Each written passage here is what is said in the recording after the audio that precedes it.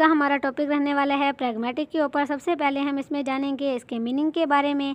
The word pragmatic is derived from Greek word. जो word pragmatic है वो Greek word pragma से निकला है, विच मीन्स डीड, एक्ट और थिंग डन, जिसका मतलब है डीड, एक्ट और थिंग डन। ठीक है, अगर हम इसको लिंग्विस्टिक के कॉन्टेक्स्ट में देखें तो हमें पता चलता है pragmatic refers to the study of language use in real life situations.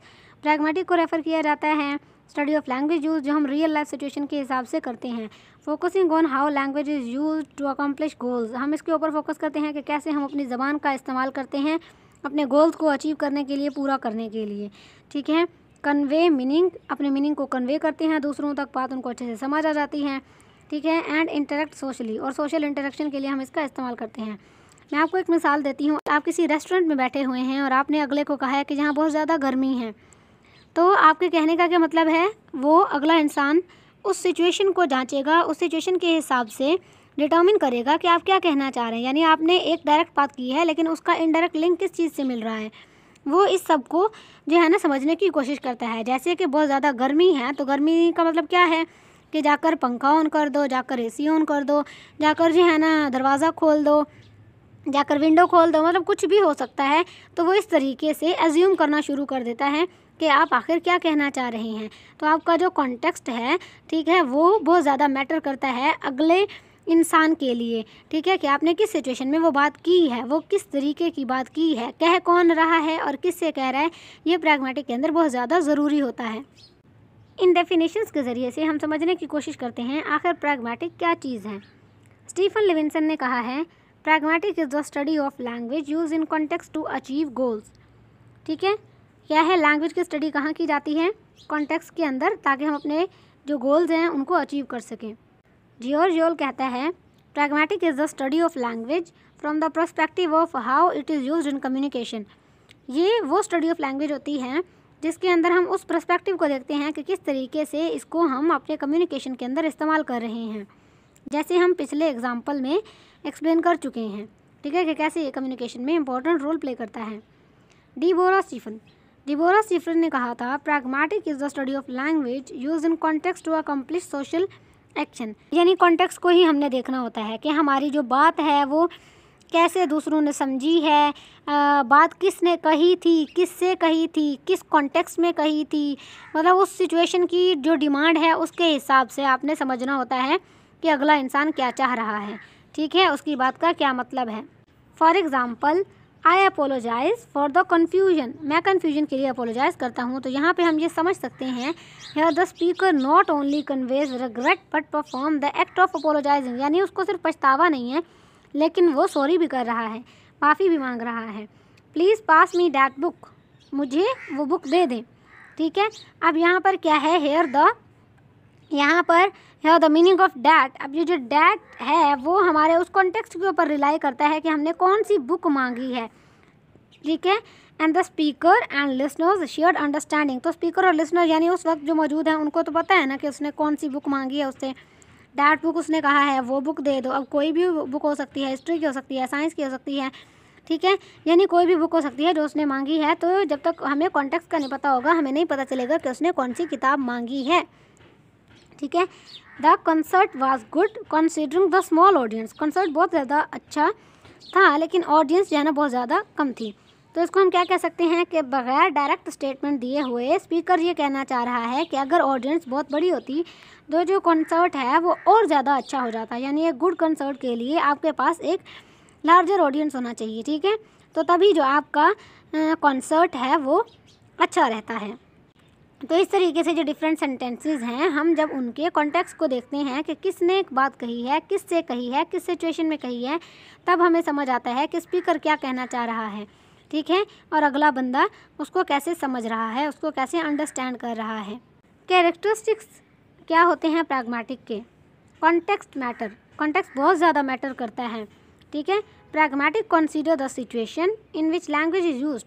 Pragmatic के अंदर हम उस सिचुएशन को देखते हैं जिसमें लैंग्वेज का इस्तेमाल किया गया है, जैसे कि हु स्पीकिंग, किसने बात की है, कहाँ की है और क्यों की है। ठीक है, कौन स्पीकर है, क्यों बोल रहा है, कब बोल रहा है। हिडन मीनिंग्स, यानी आपने कोई इनडायरेक्ट बात की है लेकिन अगले को वो डायरेक्टली समझ आ गई है कि आप क्या चाह रहे हैं। It looks beyond the literal words to understand implied messages and intentions, कि जो अगला इंसान है वो आपके इंटेंशन को समझ जाता है और वैसे ही एक्ट करना स्टार्ट कर देता है जैसे आप चाह रहे हैं। Social rules. Pragmatic study how language use is influenced by cultural norms and social expectations. Pragmatic के अंदर हमें पता चलता है कि किस तरीके से जो लैंग्वेज का इस्तेमाल है वो उसके कल्चरल नॉर्म्स और सोशल एक्सपेक्टेशन से इन्फ्लुएंस होता है। अडेप्टेबिलिटी यानी कि चेंज आ जाना। Language can change based on context. अब जो लैंग्वेज है वो चेंज हो सकता है उसके कॉन्टेक्स्ट के हिसाब से, क्योंकि उसको जिस सिचुएशन में इस्तेमाल किया जाएगा वो वैसा ही होगा, वैसे ही मायने देगा हमें, ठीक है। So pragmatic acknowledges that communication is not always straightforward. Communication हमेशा स्ट्रेट फॉरवर्ड नहीं होती। आपने कोई बात की है, उसके पीछे कोई ना कोई आपका मकसद छुपा हुआ है, और अगले इंसान अगर आपसे म्यूचुअल अंडरस्टैंडिंग रखता है तो वो आपकी बात को ईजिली समझ जाएगा कि आप क्या चाह रहे हैं, ठीक है। तो लैंग्वेज के अंदर जो चेंजेस हैं वो उनके कॉन्टेक्स्ट के ऊपर बेस करते हैं कि हमारा कॉन्टेक्स्ट क्या है, हमारा कौन सा सिचुएशन है जिसके अंदर हमने वो बात कन्वे की है अगले तक। Interactive nature. Pragmatic recognize that communication involves more than just speaking. Pragmatic के अंदर हमें पता चलता है कि जो कम्युनिकेशन है वो सिर्फ स्पीकिंग नहीं है, वो सिर्फ बात को कन्वे करना नहीं है, वो सिर्फ बात करना नहीं है।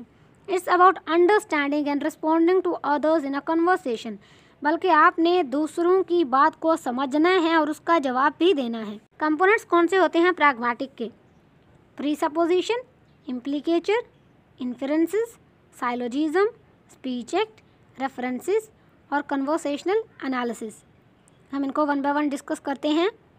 सबसे पहले हमारे पास आता है प्रीसपोजिशन। प्रीसपोजिशन रेफर्स टू अजम्पशन और background information taken for granted in communication. आपने किसी भी जो आइडिया है, कॉन्सेप्ट है, उसको पहले से प्रीसपोज कर लिया है कि इस तरह का होगा, ठीक है, या ऐसा था। For example, have you stop cheating. आपने किसी को कहा है क्या तुम चीटिंग करना बंद कर सकते हो, क्या तुम धोखा देना बंद कर सकते हो। तो आपने प्रीसपोज किया है कि वो जो इंसान है वो पहले भी चीट करता रहा है, ठीक है। Implicature. Implicature involves the implied meaning conveyed beyond literal interpretation of words. हमने इम्प्लाइड मीनिंग को देखना है और उसी के हिसाब से हमने इंटरप्रिटेशन करनी है हमारे वर्ड्स की कि उनका क्या मतलब निकल रहा है। जैसे कि she is driving a new car. She is driving a new car का मतलब है कि उसके पास पहले कार नहीं थी, अब है, ठीक है। तो इस तरीके से हमने जो हमारी बात है उसको समझना होता है। इन्फेरेंसेस। अब इन्फेरेंसेस क्या होते हैं? Inferences are conclusions drawn based on available evidence और कॉन्टेक्स्ट। इन्फेरेंसेस वो कंक्लूजन्स होते हैं जो हमारे किसी एविडेंस और किसी कॉन्टेक्स्ट के हिसाब से ड्रा किए जाते हैं। फॉर एग्जांपल, आपने देखा है कि किसी ने अम्ब्रेला पकड़ा हुआ है, ठीक है, तो आपने ये एज्यूम कर लिया है कि बाहर बारिश हो रही है। Syllogism. Syllogism is a form of reasoning where conclusions are drawn from two premises, ठीक है। साइलोजिज्म क्या होता है? ये वो फॉर्म ऑफ रीजनिंग है जहाँ पर आपके जो कंक्लूजन है वो दो प्रीमिसेस से ड्रॉन किए जाते हैं, दो प्रीमिसेस से लिए जाते हैं। एक होता है मेजर, एक होता है माइनर।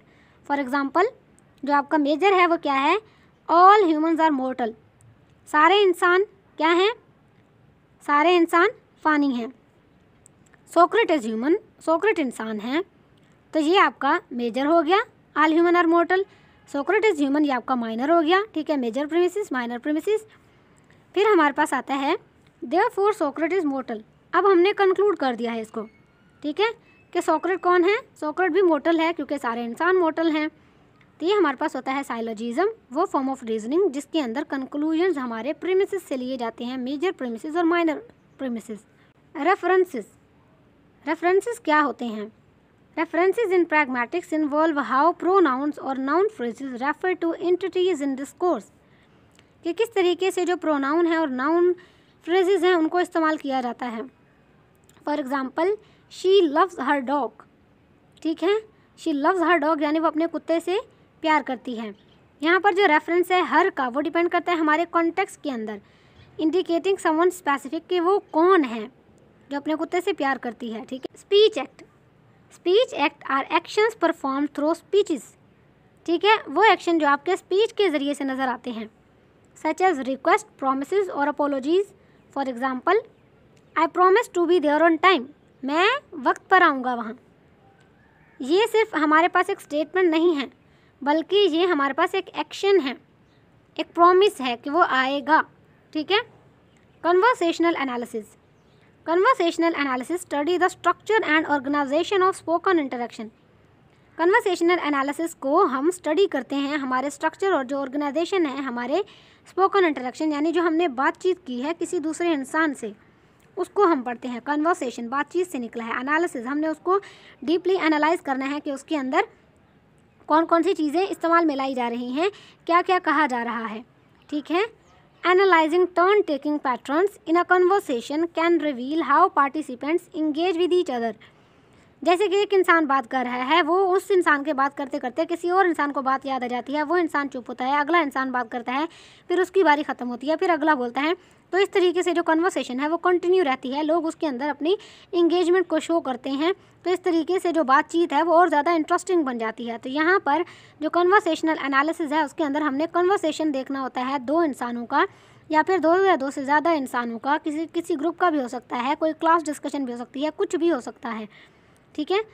तो क्या है, analysing turn taking patterns in a conversation can reveal how participants engage with each other, कि किस तरीके से जो पार्टिसिपेंट्स हैं वो एक दूसरे से इंगेज हुए हैं, किस तरीके से वो एक दूसरे को सुन रहे हैं, म्यूचुअल अंडरस्टैंडिंग को शेयर कर रहे हैं। तो आज का हमारा टॉपिक यहीं पर ख़त्म होता है। हम मिलेंगे नेक्स्ट टॉपिक के साथ। तब तक के लिए आपने वीडियो को लाइक करना है, चैनल को सब्सक्राइब करना है और बेल आइकन को भी दबा देना है ताकि आपको और वीडियोस टाइम पर मिल सकें।